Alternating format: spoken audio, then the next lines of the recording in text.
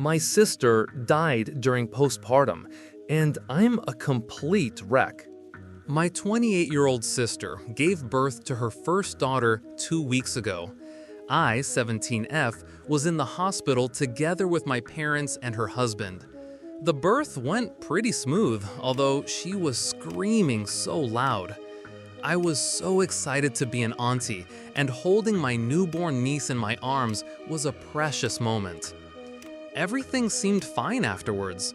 My sister came home about 3 days later, and she and her husband stayed with me and my parents as they needed help to take care of the baby. But 2 days after she came home, she was experiencing exhaustion, pain in her body, and she constantly fainting.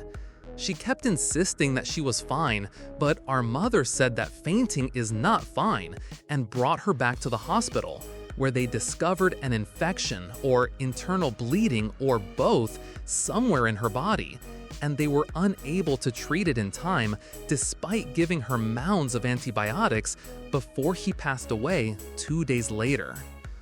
A week has passed since, and 3 days since the funeral.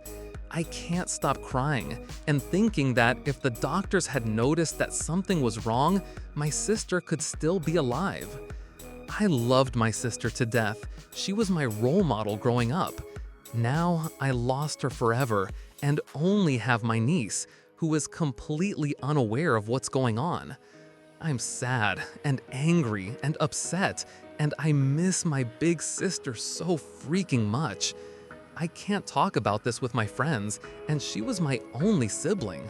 My parents aren't helping much as they're also grieving, so I don't know what I'm expecting to get from here, but I'm just a complete freaking wreck.